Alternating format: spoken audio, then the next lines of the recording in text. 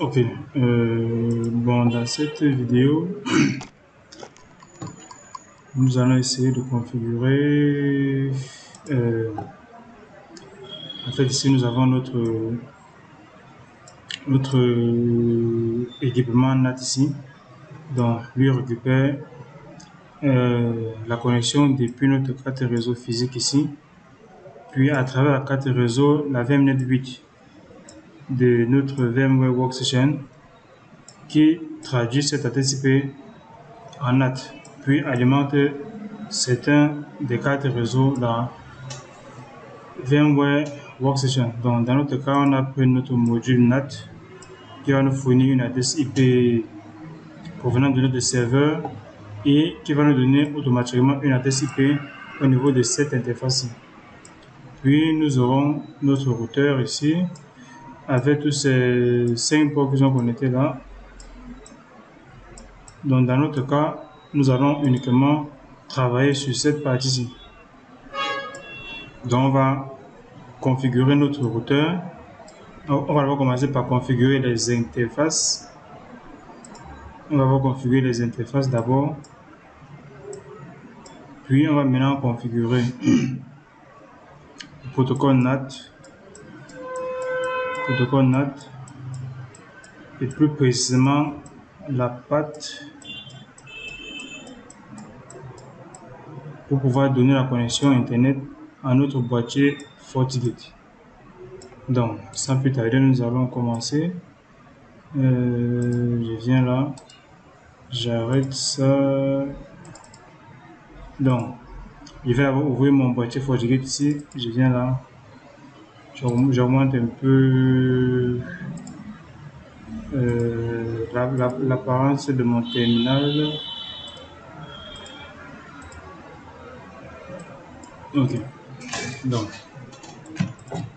par défaut, le login c'est admin et ça n'a pas de mot de passe. Donc, je vais taper sur password pour insérer un nouveau mot de passe. Je mets 1, 2, 3, 4. Puis, je confirme 1, 2, 3, 4. Valide. Donc, vu que par défaut, nos interfaces n'ont pas d'adresse IP et que le management de notre boîtier FortiGate se fait beaucoup plus facilement en interface graphique. Donc, je vais devoir venir configurer.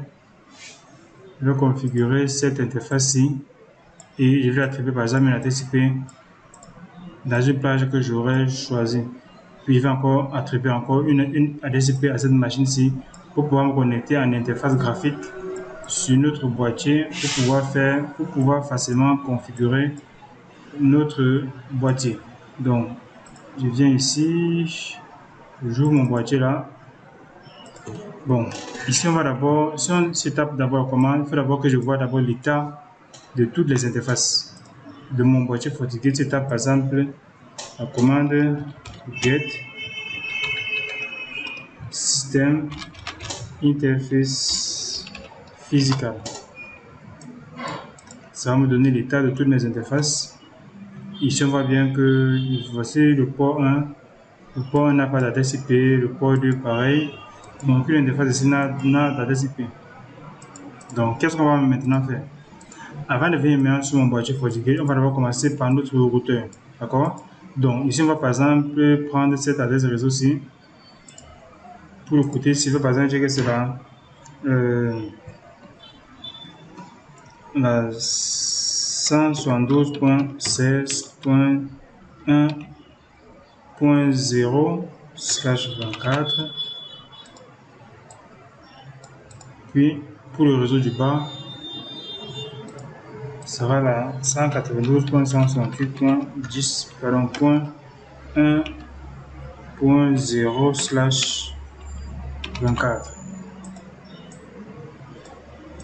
Mais au niveau de nos deux passerelles ici, je vais donner la point 254 ici. Pour cette interface, c'est la point 254. Et pour celle-ci aussi, c'est la point 254. Ici. Donc, j'ouvre mon routeur ici. Je commence d'abord par la G00 ici. J'augmente aussi police parce qu'il faut bien lire ici.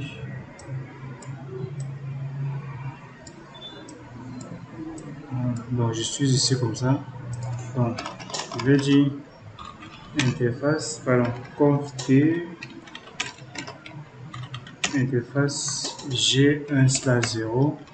Donc je vais maintenant récupérer, je vais mettre mon interface G1/0 en tant que il va récupérer une adresse IP via le DHCP parce que la NAT nous procure une adresse IP uniquement via le DHCP. Donc je vais dire IP adresse, mais DHCP, puis no shutdown.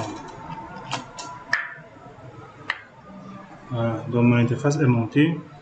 Bon, vu qu'on va aussi configurer notre protocole NAT, je vais mettre l'interface 1/0. Bon, c'est mieux que je revienne dessus bien après. D'accord? Donc voici la TCP qu'on a reçu ici. Donc, si je fais exit, maintenant je configure mes deux interfaces, la G4/0 et la G5/0. Pour la G4/0, son adresse réseau c'est 172.16.1.0 et on va donner la dernière TCP à l'interface. Donc, je vais dire interface G4/0 IP adresse 172.16.1.254 avec le masque en 3x255.0 no shutdown. Maintenant j'entre dans l'interface G5/0, puis j'attribue aussi la dernière DCP dans cette adresse réseau-ci. Donc ici c'est d'abord exit interface G5/0, pardon, 5/0 IP adresse 192.168.1.254 3x255.0 puis no shutdown. Donc c'est déjà bon pour mes deux interfaces. Donc maintenant je vais configurer le protocole DHCP sur mes deux interfaces ici. Sur l'interface G4/0 pour le réseau 172.16.0 et pour le réseau 192.168.1.0 slash 24 pour venir attribuer les adresses IP au port 9 et au port 10. Donc pour ça, qu'est-ce qu'il fait? Je viens là, je vais taper la commande IP DHCP pour, j'appelle par exemple pour le réseau 1.0, j'appelle ça par exemple 1-1, puis je définis mon réseau network 172.16.1.0 avec 3x255.0.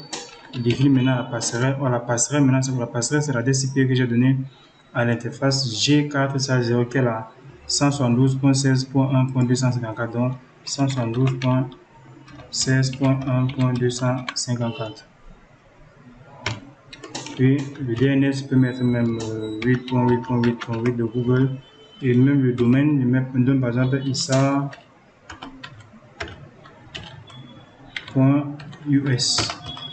J'ai fini avec mon premier serveur DHCP. Maintenant, le deuxième serveur IP DHCP pour 1, 2.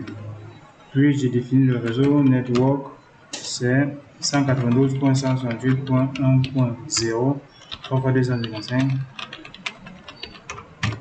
Puis sa passerelle c'est 192.168.1.224. Le DNS 8.8.8.8. Le domaine c'est isa.us. Voilà. isa.us. J'ai fini avec le deuxième serveur DHCP. Donc, en toute logique, nos deux ports ici doivent normalement recevoir des adresses IP. D'accord? Donc, pour ça, je viens d'abord sur mon port ici. Donc, j'ai fini avec la configuration des interfaces et même DHCP sur mon routeur. Donc, il va seulement me rester le protocole NAT pour pouvoir donner la connexion Internet à ce boîtier FortiGate. Donc, je vais d'abord venir voir si mes deux ports peuvent déjà recevoir les adresses IP. Donc, pour ça, je vais déjà configurer le port de notre management ici. Notre port, c'est parce que c'est avec ce port que nous allons pouvoir nous connecter à notre boîtier FortiGate pour faire les configurations. Donc, je vais configurer ce port-ci, qu'on puisse facilement se connecter à notre boîtier pour faire les configs. Donc, pour ça, je viens ici, admin 1, 2, 3, 4. Puis, qu'est-ce que je fais? J'entre maintenant dans la configuration des interfaces. Je dis, bon, parce que à ce niveau-ci, il faut seulement essayer de bien comprendre. Ici, il faut bien comprendre. La meilleure pratique pour configurer un boîtier FortiGate, je répète bien, la meilleure pratique pour configurer un boîtier FortiGate, c'est en passant par un navigateur. D'accord? Donc, pour se connecter maintenant à un navigateur, on est obligé de passer par un ordinateur physique, qui est par exemple sur Windows 10. Or, pour que mon Windows 10 puisse se connecter sur l'interface graphique de notre boîtier FortiGate, je suis obligé de configurer le réseau SIM qui est connecté sur le port 4 SIM. Le port 4 du FortiGate SIM. C'est le port 4 de SIM. Donc, on doit configurer ce port-ci, on doit donner une adresse IP à ce port. Et la carte de réseau de notre ordinateur doit aussi avoir une adresse IP qui doit être dans la même plage que le port 4. Donc, c'est donc ça que nous nous apprêtons à faire. Donc, je viens là-dessus. Qu'est-ce qu'il fait? Je tape la commande config system interface. Puis, je vais entrer dans le port 4. J'entre dans le port 4. C'est ici, là, je veux par exemple donner une adresse IP de manière statique. Donc, je vais d'abord dire set mode. Pardon. Je vais entrer dans le port 4. Donc, pour moi, je vais dire edit port 4. Donc, ça veut dire que modifier le port 4 là. Edit port 4. Puis, je dis set mode statique. Donc, on veut faire une adressage de manière statique et non dynamique. Statique. Puis, j'attribue maintenant une adresse IP à mon port 4. L'adresse IP qui va attribuer, c'est quoi? Ça veut dire cette IP. Je vais donner par exemple la 10.10.20.254 pm/24. D'accord? Puis maintenant, je vais maintenant autoriser la connexion web. Parce que pour me connecter sur mon boîtier FortiGate, je suis obligé de passer par l'interface web. Donc, je vais devoir autoriser le web et pendant la connexion via le HTTP et le HTTPS et autoriser même le ping. Je vais dire set allow access ping HTTPS SSH HTTPS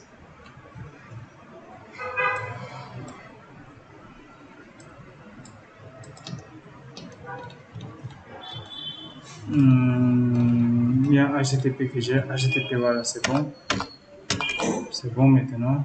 Maintenant, je ressors avec end. Donc, si je ne tape pas end, tout ce que j'ai fait ne sera pas pris en compte.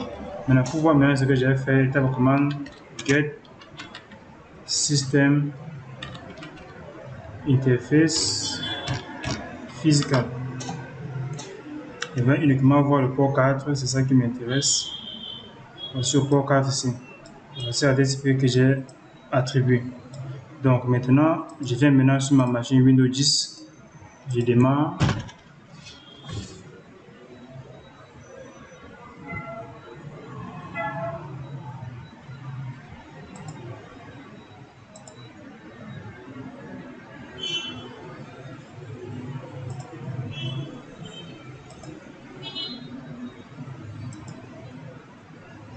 La machine Windows dérange. Je l'arrête d'abord.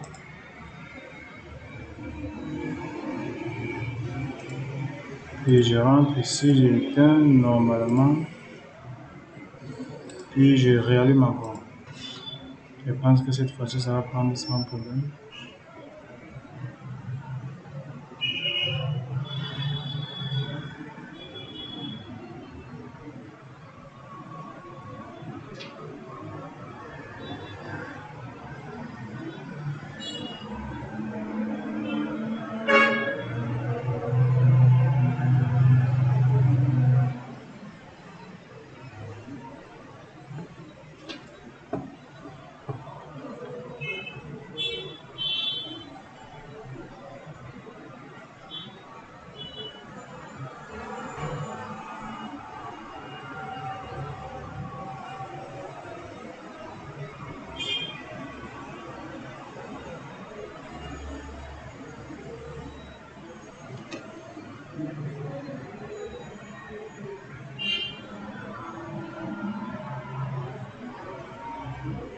On patiente.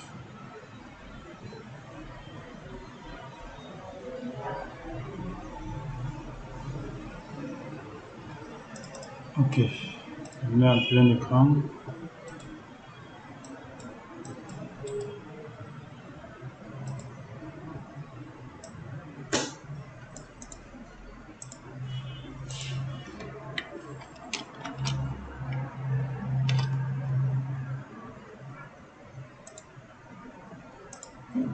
Je viens vérifier mes paramètres TCP/IP ici.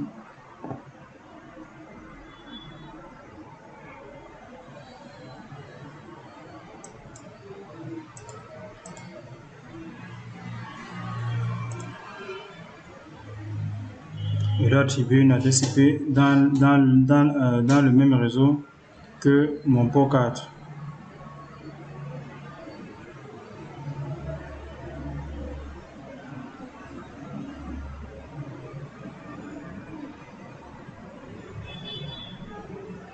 On patiente.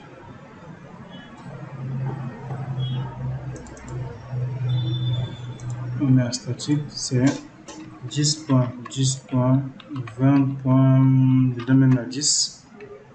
Puis je donne 255. Donc j'ai donné une adresse IP dans la même plage que mon port 4. Donc OK. Donc je vais d'abord essayer de lancer un ping sur mon boîtier FortiGate pour voir si je peux le joindre. Ping 10.10.20.254.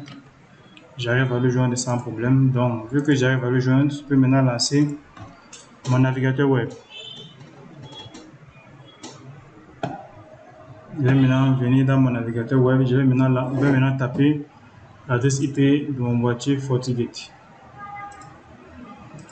C'est 10.10.20.254. Je valide. On patiente. Voilà, je suis déjà dans mon boîtier. Quelques secondes. Voilà. Avec notre login, c'est admin. Mot de passe, c'est 1, 2, 3, 4. Et je valide. C'est enregistré. Puis later, on peut faire ça après. On push ici. Je valide. Donc ici, on va d'abord venir voir sur notre 2 ports. Parce que nous sommes déjà dans l'interface graphique de notre boîtier. Donc on va d'abord se rassurer que le port 9 et le port 10 reçoivent les adresses IP de manière automatique de notre routeur. Avant de venir maintenant configurer le protocole NAT sur notre routeur Cisco. Donc, je viens d'abord ici, c'est où? Je viens sur Network, puis Interface. interfaces. Je viens sur mon port 9, mon port 10, je viens là, je vais tout se mettre en DHCP. Donc je viens là, mon port 9, je renomme ça, je mets par exemple 1-1, je mets son rôle qui est en 1, puis je mets ça en DHCP pour qu'il puisse recevoir les paquets automatiquement via notre serveur DHCP. J'autorise les pings uniquement ici. Puis le reste, je jette par défaut et passe OK. Puis, je viens par exemple au niveau du port 10, le configure, j'appelle ça par exemple 1, 2, mets ça en 1, puis je coche ici DHCP, j'autorise sur le ping, puis je valide le reste. On va maintenant patienter. Notre 1.1 a déjà reçu une ADCP, la 1.1 ici, donc ça c'est déjà une bonne chose. On patiente. Ici, ça prouve déjà que notre serveur DHCP fonctionne bien.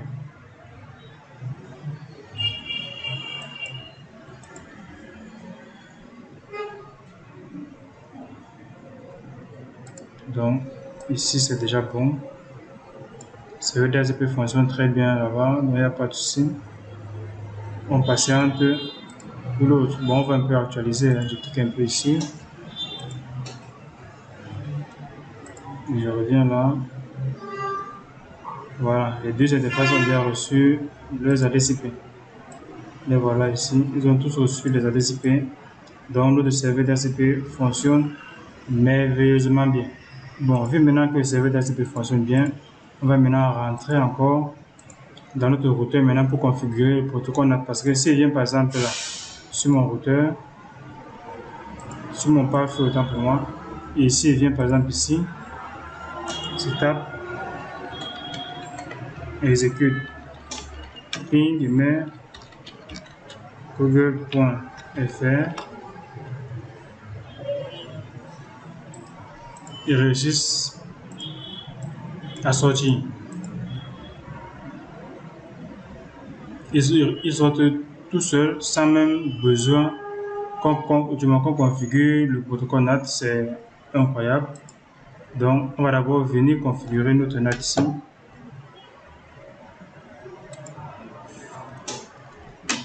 Ma machine devient un peu plus lente.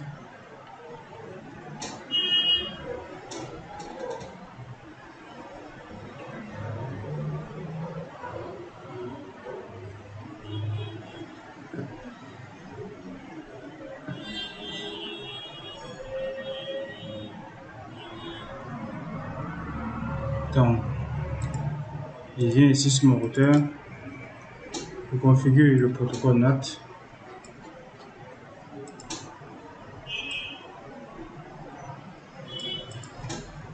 Je fais exit.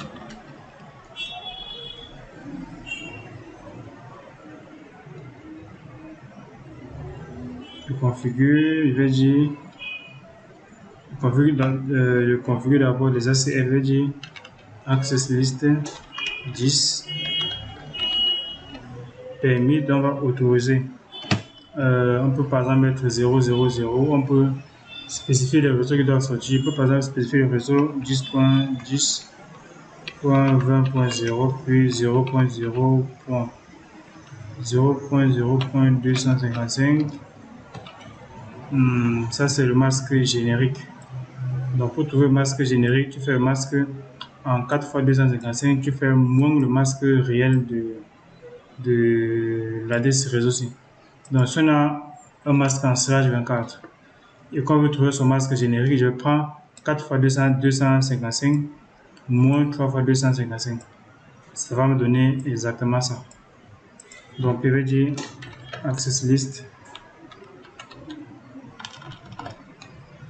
10 permit 0.0.0.0 et 0.0.0.0 et je valide. Puis j'entre maintenant dans mes deux interfaces, interface G4 et G5, pour les mettre en NAT inside parce que la NAT entre vers ce port-ci Mais les ports d'entrée, c'est 4 et 5. Les ports de sortie, c'est G1/0. Donc, je viens là, je vais dire IP. Pardon, je vais dire interface range. Je vais dire G4/0, virgule G5/0. Je vais dire IP NAT inside. Puis je prends maintenant l'interface G1/0, IP NAT outside. C'est l'interface de sortie.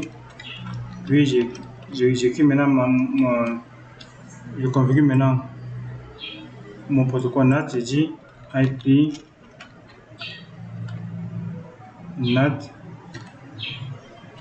inside source liste 10 interface gigabit Ethernet 1/0. C'est l'interface de sortie. Oh, j'ai oublié quelque chose. Je mets no, j'annule d'abord ça. Puis je vais venir augmenter overload pour la surcharge. Overload ici, donc c'est déjà bon. Donc, c'est bien là. Ping 8.8.8.8. Ça passe. Je fais conft IP domaine lookup. Si je viens faire par exemple ping google.fr, est-ce que ça va maintenant prendre? Ça passe très bien. Voilà, j'arrive à pinguer Google. Je fais maintenant show IP NAT translation. Bon, lui ne m'affiche toujours rien. C'est pas grave.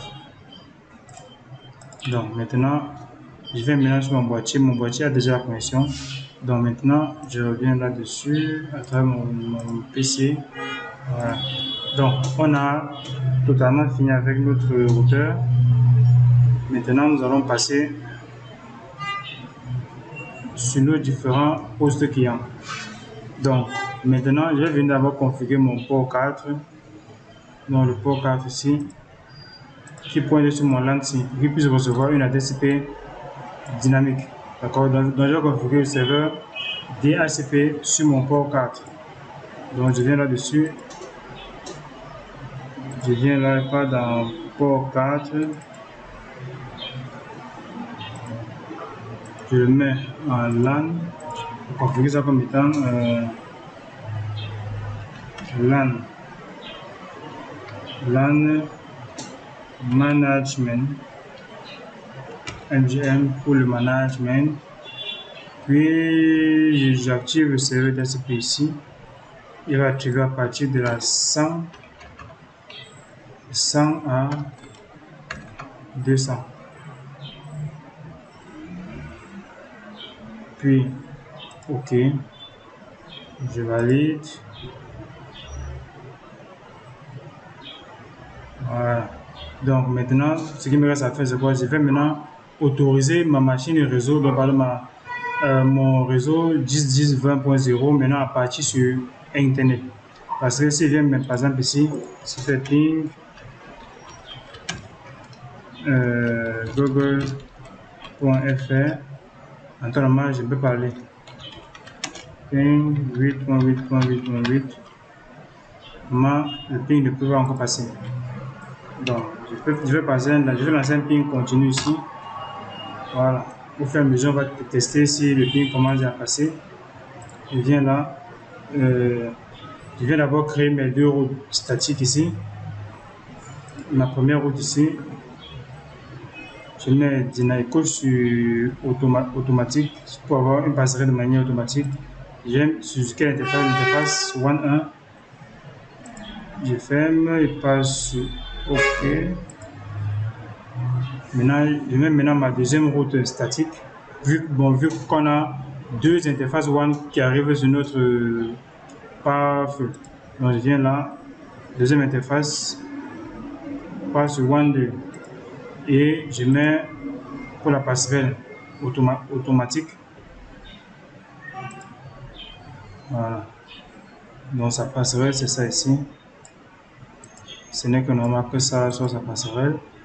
Pas sur OK. Je viens revérifier ça. J'espère qu'il n'y a pas d'erreur. OK, c'est bon. Voilà. Donc j'ai créé maintenant mes deux routes par défaut. Donc maintenant, qu'est-ce que fait? Je vais maintenant créer mes deux. Je vais créer d'abord mon interface ici. Je vais créer mes adresses ici. Puis j'appelle ça LAN 10, mais je modifie ça, je mets 20.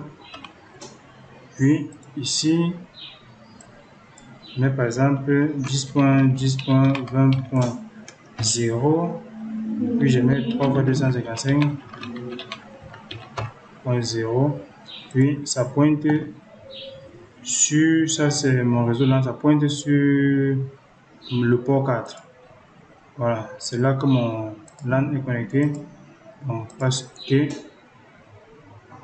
Puis je viens maintenant ici, je referme ça.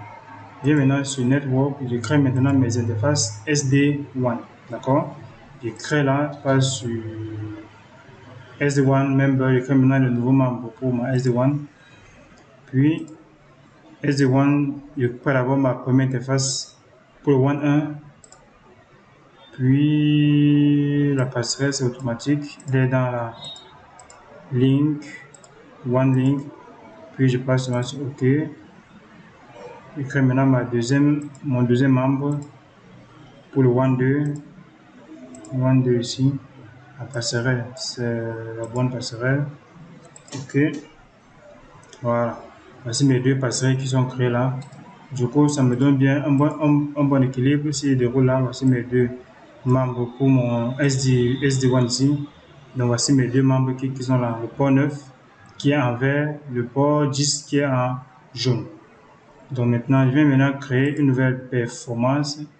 En quoi maintenant la performance va maintenant me servir? Ça va me permettre de facilement pouvoir détecter tous les trafics qui vont se passer au niveau de mon réseau, mais dans quel sens, de manière beaucoup plus précise. Ça permet de surveiller mes interfaces, d'accord? Et ça va lancer les requêtes ping de manière continue sur mes deux interfaces dans le but de voir si les deux interfaces sont toujours actives ou pas. Si on voit qu'une interface n'est plus active, qu'est-ce que ça va passer? Ça va seulement basculer automatiquement tout le trafic vers une interface qui sera plus active. C'est ça le but de la performance. On appelle ça par exemple perf SD. Perf SD1.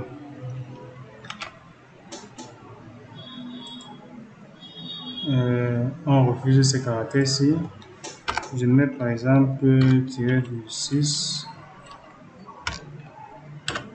Voilà.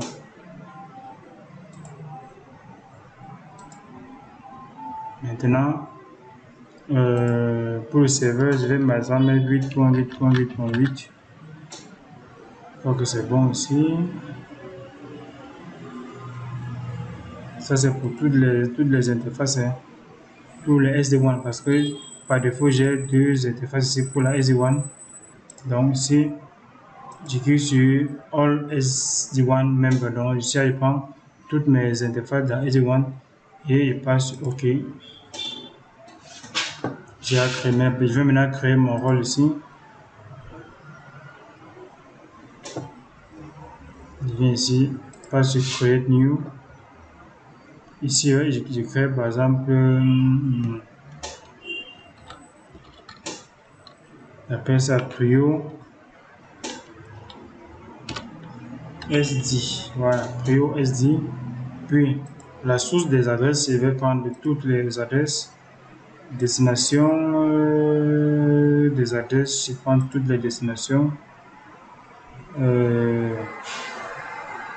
Bon, je laisse tout ça, je laisse ça là par défaut. Pour interface de préférence. Je prends les deux interfaces.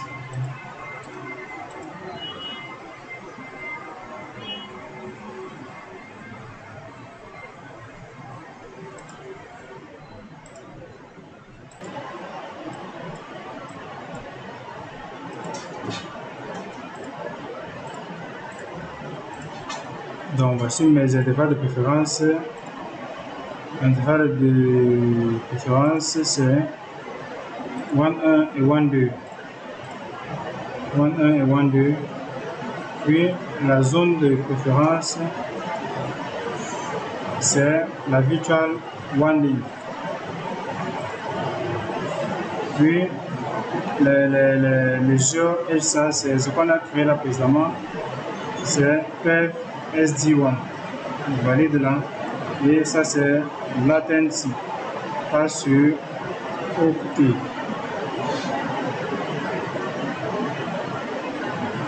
Voilà. J'ai créé maintenant mon rôle SD1. Donc maintenant, tout ce qui me reste à faire, c'est moi que pour l'instant, je n'ai pas toujours accès à Internet. Internet ne passe toujours pas.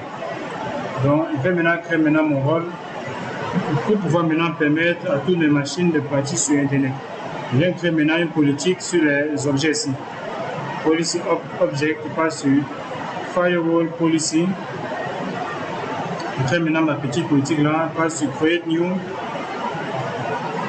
J'appelle ça par exemple LAN to 1, donc dans du LAN vers le 1. Interface d'entrée, c'est mon port 4 où il y a mon réseau interne. L'interface de sortie, c'est la Virtual One Link, donc la SD1. Puis la source, c'est les adresses IP que j'ai, c'est le node LAN qu'on a créé là. Puis la destination, on va mettre toutes les destinations possibles.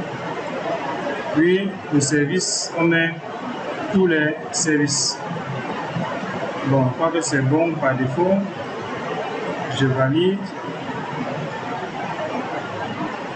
Donc je viens par exemple vérifier les adresses ici. J'espère que je n'ai pas fait une erreur sur les adresses. Ok, non, c'est bon. Donc maintenant, je viens maintenant sur ma carte réseau, je vais basculer en automatique, en dynamique.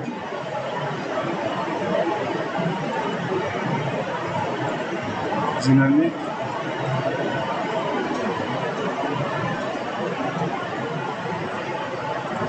Je valide. Donc en temps normal, j'ai déjà accès à Internet. Donc je peux venir là, si je viens là maintenant, je mets ça en plein écran.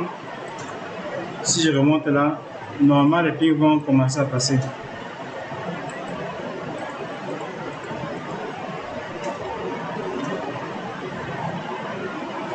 Vous voyez que les pings commencent à bien passer. Vous voyez que Internet passe déjà bien. Donc si je viens par exemple ici, je me connecte encore là.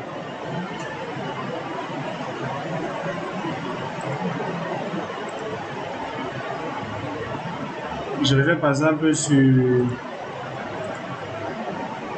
SD1 ici.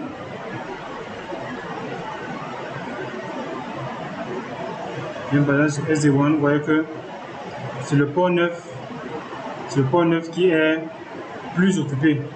D'accord? Donc, ce port 9 qui émet plus de trafic par rapport au port 10. Le port 10, ici là, n'est pas prioritaire. Ici là, le port prioritaire, c'est le port 9. Vous voyez que, si vous voyez un peu la jauge là, je vois par exemple le volume ici, vous voyez que c'est le port 9 qui prédomine. Donc, si on vient par exemple ici, si je viens par exemple sur l'interface là, vu que ce port 9 qui prédomine, si je vais par exemple arrêter le port 9, donc du moins je désactive le port 9 ici. Si, maintenant je désactive le port 9. Voilà. J'arrête d'abord les ping ici.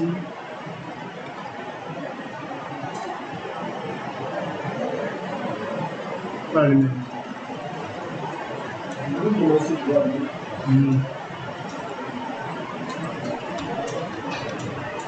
Donc, si maintenant je viens là, j'arrête l'interface ici, je désactive le port 9.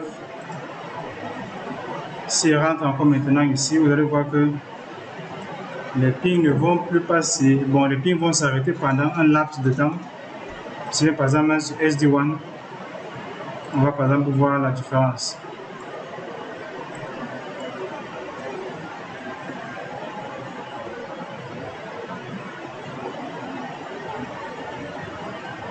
Vous voyez que les pings se sont arrêtés, voilà. Donc on a perdu un seul paquet. Tu vois un peu. On a perdu un seul paquet lors de l'arrêt du trafic au niveau du port 1. Donc on a perdu un seul paquet. Et si je réactualise encore, vous voyez que le port 10 est en train de reprendre le pouvoir. Au niveau c'est d'abord 50-50, mais maintenant on voit que le port 10 prend au fur et à mesure la place, vu que le port 9 a été arrêté. Donc si je reviens encore, vous voyez qu'il a repris tout le pouvoir. Vous voyez comment la SD1 fonctionne. C'est magnifique. C'est très magnifique. Donc si je reviens encore là, je vais encore venir réactiver mon interface ici. Mon port 9, puisque je l'ai désactivé. Si je réactive maintenant mon port 9 là, Enable et OK. On va patienter quelques minutes.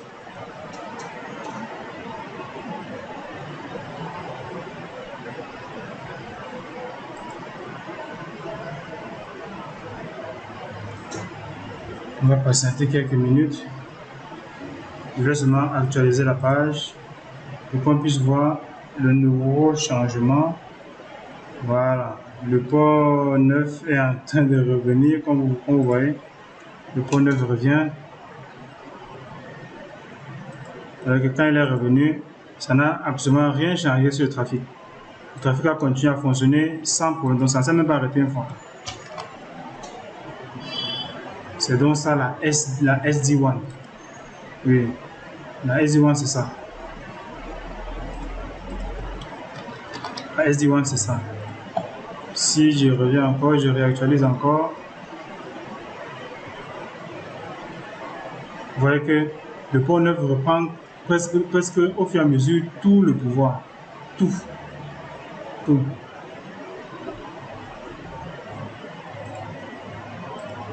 Je reviens encore, j'ouvre encore maintenant. Vous voyez que c'est tellement intéressant. C'est très intéressant. C'est très intéressant. C'est bien là.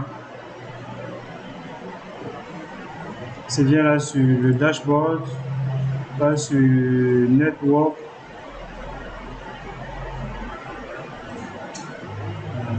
Je passe sur le routing. On va me donner mes différentes routes là. Voici mes différentes routes qui sont là. On a d'abord notre route par défaut ici. On a nos deux routes par défaut. On a 16 routes ici pour notre port 4. On a l'autre pour notre WAN 1 et WAN 2. Voilà. Donc, ils sont tous connectés.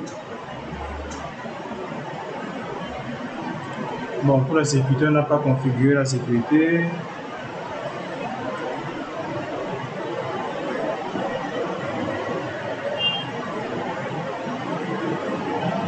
SD1. On me dit paquet perdu. Ici on a la latence qui est de 150 millisecondes.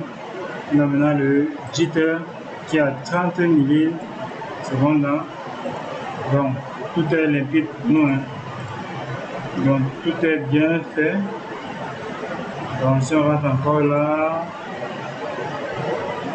SD1, vous voyez que l'équilibre a été maintenu. Donc c'est le port 9. Le port 9 c'est où? Voici notre port 9 ici. C'est notre port 9 qui a le plus grand pouvoir. D'accord?